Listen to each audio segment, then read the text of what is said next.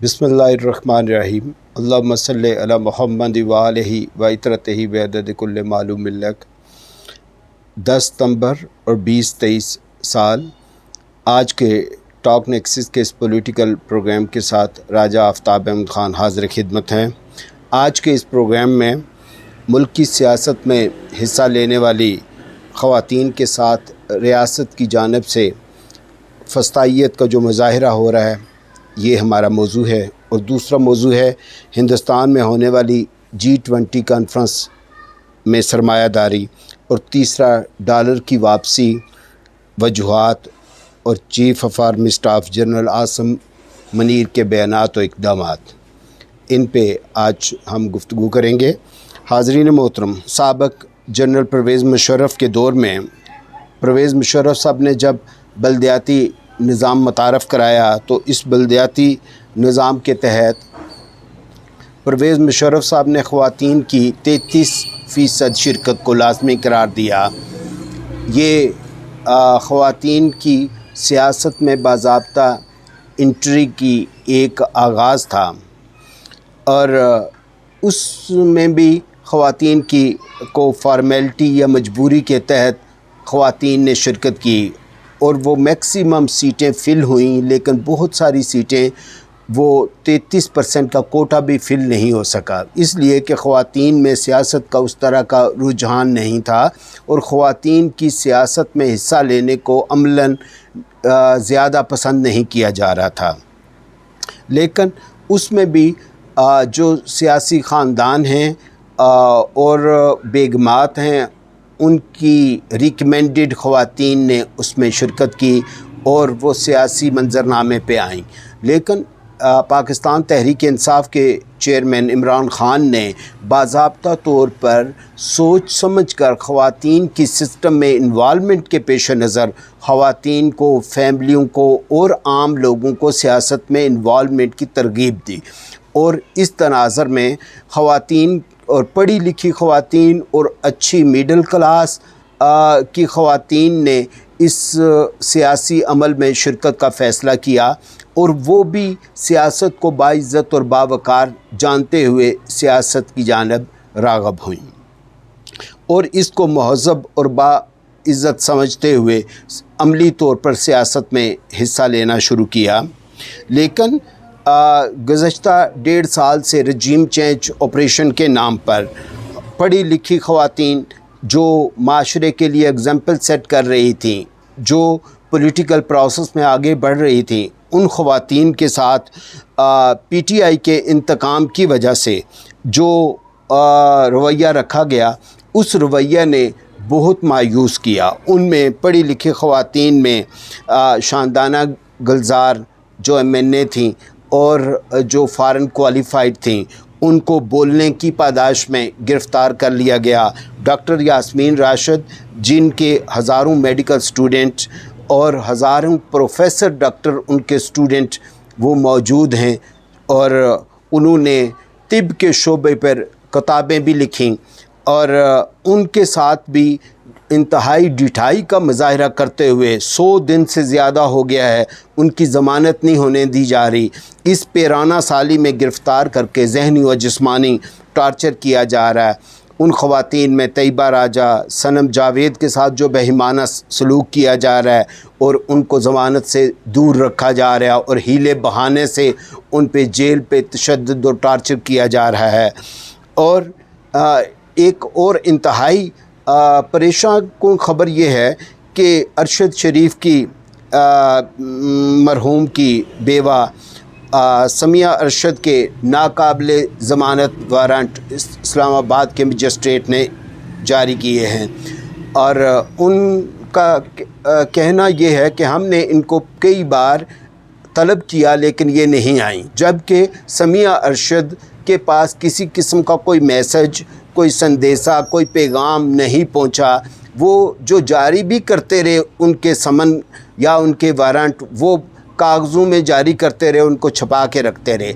आज अभी गुज़श्ता रोज़ उनके नाकाबिले तरदीद, उनके और अरशद शरीफ साहब के जो प्रोड्यूसर थे, उनके नाकाबिले ज़मानत वारंट गिरफ़्तारी जारी कर दिए गए। یہ اس طرح کے جو اقدامات ہیں وہ اس گزشتہ 18 ماہ میں وہ بہت حالات کو سنگین بناتے جا رہے ہیں۔ وہ گھروں پہ چھاپے مارتے ہوئے خواتین کی جو بے حرمتی اور تذلیل ہوتی رہی، اس نے لوگوں کو اور بالخصوص خواتین کو سیاست سے تائب ہونے پر مجبور کیا، اور ایک بڑا نام پاکستان کی اس نظام میں ثانیہ نشتر کا تھا، جن پر کرپشن کا الزام بھی نہیں ہے۔ ان کو نیب آفس بلا کر ان کو ذہنی طور پر ٹارچر کیا جا رہا ہے۔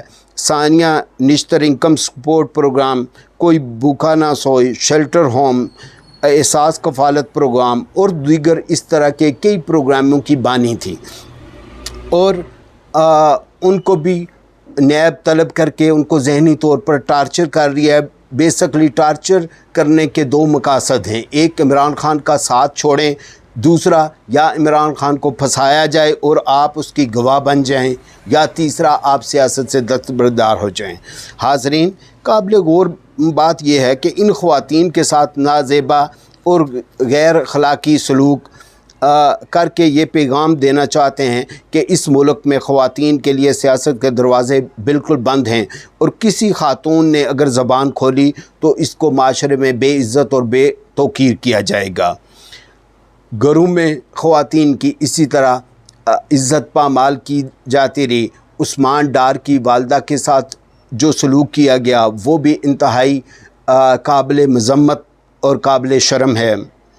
دوسری جانب ہمارے پڑوس میں ہندوستان میں مودی سرکار نے G20 کانفرنس کا انعقاد کیا ہے، جس میں دنیا بھر کے بڑے ممالک وہاں اکٹھے ہو رہے ہیں اور دنیا بھر کا کاروبار اور انویسٹمنٹ ڈسکس ہو رہی ہے، جبکہ ہمارا مین سٹریم میڈیا یہ جھوٹ بولتے ہوئے کہہ رہا ہے کہ کانفرنس پھیکی پڑ گئی، کانفرنس کو اٹھان نہیں ملی، کانفرنس مانند پڑ گئی، جبکہ کینیڈا، امریکہ، برٹش پی ایم سے لے کر محمد بن سلمان وہاں پہ پہنچے ہوئے ہیں۔ محمد بن سلمان کے بارے میں ہمارے لوگ یہ کہتے تھے، ہمیں یہ بتایا گیا تاجروں کی میٹنگ میں کہ 9 ستمبر کو وہ پاکستان آئیں گے، پاکستان میں وہ کچھ ٹائم سٹے کریں گے، اور سٹے کرنے کے ساتھ ہی وہ پاکستان میں سرمایہ کاری کے لیے 25 بلین کے اعلانات کریں گے۔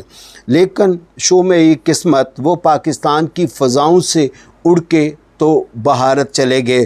ہماری طرف انہوں نے دیکھ کے کوئی سمائل بھی پاس نہیں کی، کوئی بائے بائے بھی نہیں کیا، اور اس وقت سنا ہے کہ جب وہ پاکستان کی فضاؤں سے گزر رہے تھے تو وہ کیلولہ فرما رہے تھے، انہوں نے کوئی توجہ نہیں کی۔ ہندوستان اور سعودیہ نے مل کے اعلانات کیے ہیں کہ ہم ہندوستان کے لیے سعودیہ اور گلف سے گزرتے ہوئے یورپی منڈی کے لیے راہیں ہموار کریں گے، اور میڈل ایسٹ اس میں پورا کردار ادا کرے گی۔ یہ اناؤنسمنٹ محمد بن سلمان، جن کے ساتھ ہمارے قدیمی تاریخی مذہبی اور دوستانہ تعلقات تھے، یہ اناؤنسمنٹ کر رہے تھے، اور بلین ڈالرز کے ایگریمنٹ وہاں پہ ہو رہے ہیں۔ تیسرا پہلو آج کا یہ ہے کہ ڈالرز کی یہ گزشتہ 5 دن میں تقریباً 40 روپے کمی ہوئی ہے۔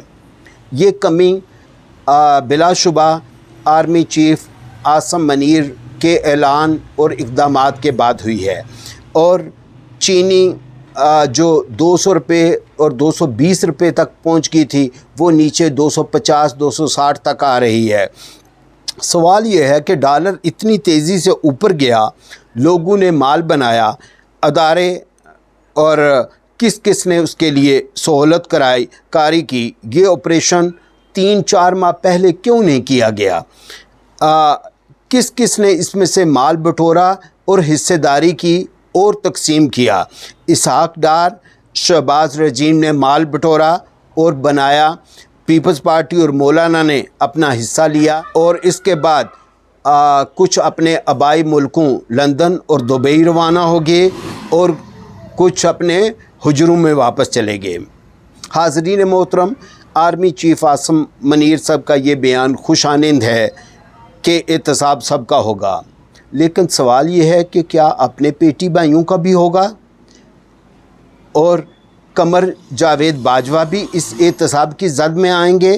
جو مال یہاں سے وہ بٹور کے اور لوٹ کے لے کے گئے ہیں، یا اس سے سابقہ جو آرمی چیف ملک سے بھاگے ہیں اور وہ مال بنا کے گئے ہیں، وہ بھی احتساب کی زد میں آئیں گے؟